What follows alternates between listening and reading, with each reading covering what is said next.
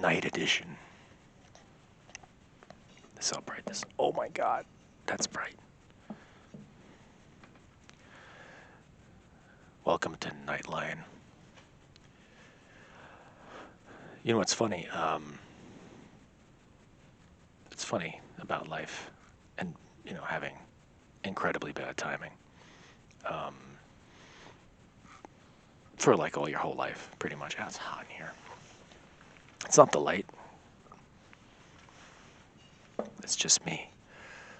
Oh, oblivion. It's so funny that I feel like all my ex-girlfriends would be proud of me now.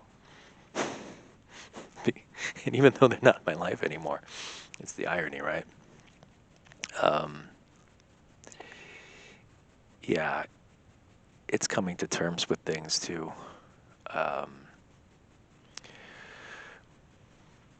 So what did I realize? Yeah, beer. You can't just have one. That's pretty much the truth. What I wanted to say, because I wanted to put everything kind of like in a framework of what I really wanted to tell people and understand, even this evening, that maybe it's an anecdote. I don't know. Just the framework of a story. Oh, this camera's just not compliant. A friend of mine, his ex-girlfriend had, I guess still has schizophrenia. Like real schizophrenia, not like, that is the diagnosis. It's not like she's like, whatever, because, no, that's the diagnosis. And she's on a real heavy medication, huge amounts of medication. But when she was on medication, she was very successful. She was a successful corporate person, making obviously like six figures, very organized, very presentable, whatever. But when she was off her meds, she was really far gone. Like, she needed to be like hospitalized in like a mental asylum. She used to walk around naked and be screaming at everybody. Like, that's like it. Like the people that you see on the train that go ballistic. She became one of those after she didn't take her meds for a while. Now, what was this problem? Because this happened routinely. I think it's still happening. What it is she's on them, the medication. She's doing well. She is successful. And at some point, she stops taking them because she feels so good. She feels like she has everything under control and she doesn't have to take the meds anymore for some reason. Like, because she's like got everything handled. And as soon as she gets off the meds, she completely falls to pieces. Because she thinks she's in control. She thinks she's, well. And instead of, understanding that it's the medication that's keeping her on the straight and narrow, the good feelings that she has and the energy and the positivity, somehow she feels like, I don't need him anymore. I'm cured. Cyclical, not a good cycle. And I have it in the opposite way, in my own way, where it's like, well, I don't drink for a while, don't drink at all. And then I feel really good when I'm not. Energetic, I'm focused. I'm not, my back is straight, my skin is clear. And then I feel so good, then it's just like, what's the problem? Let me have a beer. Why not? And then the problem is then one leads to two leads to four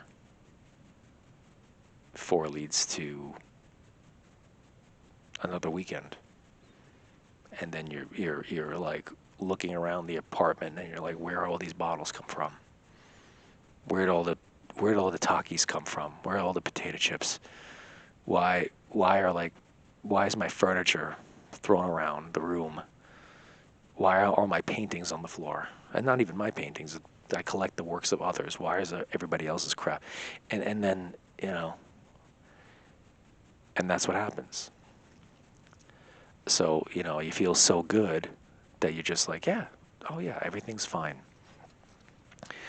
So tonight's one of those nights too. Art shows Thursday. Um, Met some friends, met new people, and it's on. It's the after party on the after party on the after party. And man, there's just no way to join that party without going over some edge. And then blabbering and blabbering and blabbering, and then you're up at 2, 3 in the morning, and you don't even know who you're talking to, what's going on.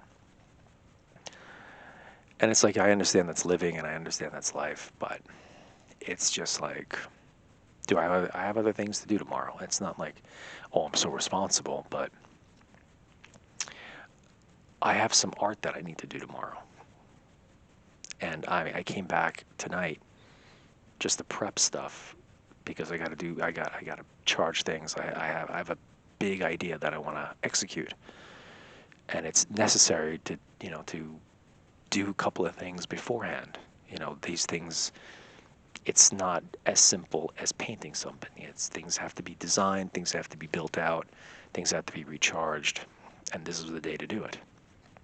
And I had to come back and recharge a couple of things. And I met a friend of mine, this Japanese guy who I like. He gave me a gift from Japan. You can see it. What is it called? There you go. I can't read that. Can you? Oh, you could do that though. You could read on the other side. Ink. It's a red ink marker, and I love the color red. It's my favorite color. My mom thought that I loved the color red because it reminded me of blood, and I told her, no, it reminds me of sunsets. That's the miscommunication that I've had with this whole entire damn family over the years, over the decades. They think it's blood. I think it's sunsets. And that's why everybody's an idiot. But, yeah. And that was the highlight of my evening. I'm around people at bars. There's women. There's people around. And he presents me with ink. And yeah, and I'm going to write expletives on posters and make a mess. And that makes me happy. That's how much of a nerd I am when it comes to this stuff. To write FUCK on a poster for medication. Yeah, that's how I am. But I don't care. This is who we are as people. And now it's about bedtimes and regulation. And it's funny, like I used to be out all night. I used to do this, do that, and the other thing. And it's like now I've come to this point where it's not as entertaining as it used to be. And it's funny, like as much as I've been quarreled and got yelled at and, stayed out too late and all this stuff, and it's just like, and it's not even because I'm tired, it's not because I'm lame, it's just because it's like I've seen it all before. And yeah, I'm trying to stay focused on something much bigger. I put a lot of energy into this idea that needs to be done tomorrow.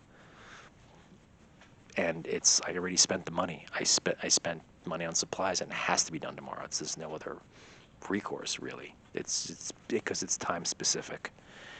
And this is where I am with it. Like, that's how important the art is for me at this point. That it's like, oh, no, no, no.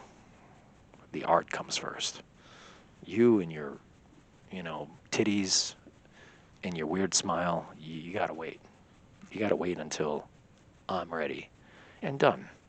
And then maybe squeeze you in, if you're lucky.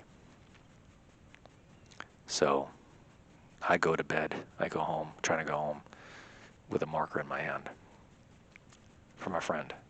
I know you're like, I'm a wacko. Okay, fine, I'm a wacko. You don't have to subscribe. You don't have to like.